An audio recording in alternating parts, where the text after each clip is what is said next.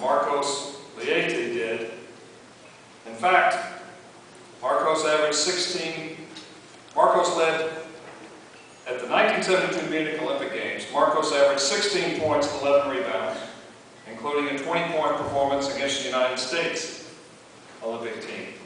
He made his presence known quickly here at Pepperdine, being named the West Coast Athletic Conference Freshman of the Year in 1974, three-time All-American, and West Coast Conference Player of the Year in 1976. Marcos led the way to the Sweet 16 round of the NCAA tournament and a top 20 national ranking. Named one of the 5 best Brazilian basketball players of the last century. One of the 5 best Brazilian basketball players of the last century. Marcos enjoyed a distinguished international professional career in Brazil and Italy, and also participated in 2 more Olympic competitions in 1980 and 1984, before retiring in 1989. Let's learn a little bit more about Marcos.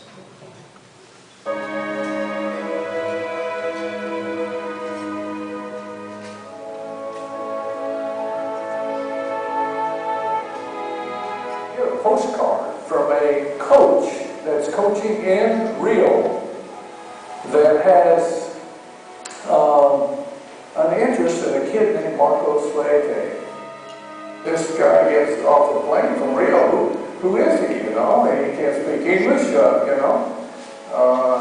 He's very respectful, but everybody had questions. And it wasn't long before he was just a member of the team.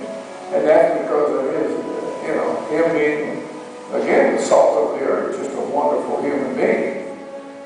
He had the big man moves before the big man moves were popular, or became part of a standard repertoire like they are now. He wasn't a big, muscular, physical guy. He was finesse, totally finesse. And he would put the balls at the top of his hands, way up at the top. And you couldn't hardly block it. He put it up there because he was 6'10". Total footwork genius.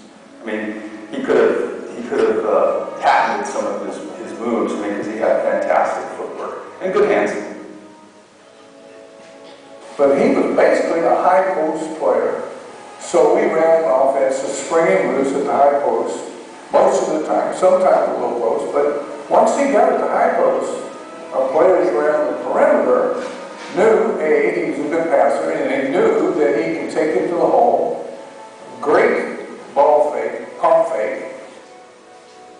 You know, he put a move here, put a move there, take him up here, take him up there, and eventually the guy's off to the side and Marcus was shooting the leg. I mean, obviously, when you look at his statistics, I mean, he averaged 18, 19 a game for 3 years, 12 rebounds, 14 rebounds a game for 3 years. I mean, he knew his way around the key. We also contacted a young man who is to be honored tonight also, Roberto Escudero, to be his interpreter at practice. Well, how are we going to do it? Well, he understood Spanish, so I just talked to him in Spanish. He answered in Portuguese, I didn't know what he said. So all he did what he was supposed to do, we were happy. So move here, defend here, don't hit anybody by the baseline. And there were just hilarious times on the practice court. My assistant, Bill Bloom, was in charge of defense. Bloom would chew out Gilberto, and Gilberto would chew out Marcos, and it was hilarious. You know, we don't know what was said. Pioneer, and Marcus was obviously a pioneer of student athletes coming to the United States and getting their education. I think the key was he wanted to learn English, he wanted to be successful, and he had this desire. He was in equestrian classes, he was in Spanish classes, and I remember looking out the window there at the Firestone house and seeing Marcos going up the hill on a small horse with his feet dragging. One of the criteria isn't necessarily for Hall of Fame is not necessarily what you do after school, but don't forget Marcos played on 4 straight Olympic teams from Brazil over a period of 16 years, right? So he was very accomplished internationally. But he learned basketball from an international standpoint. And consequently, the guys he was playing against hadn't seen that before. And he was one of the first guys internationally that started giving the United States trouble. You couldn't stop him. Marcos was so good that that's the only reason we went to the Sweet 16. Marcos led us all the way, and we had some very, very good players. But Marcos was the good one. And he was the reason when we got as far as we did. Marcos was the leader, just in terms of production. He could rebound and he could score. Anytime he wanted. I mean, that's the bottom line. Anytime he wanted, he could put it in the basket.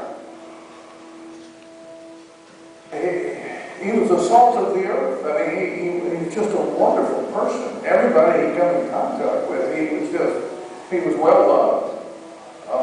Was he competitive on the court? You bet your baby he was. I mean, he'd go after you. But off the court, just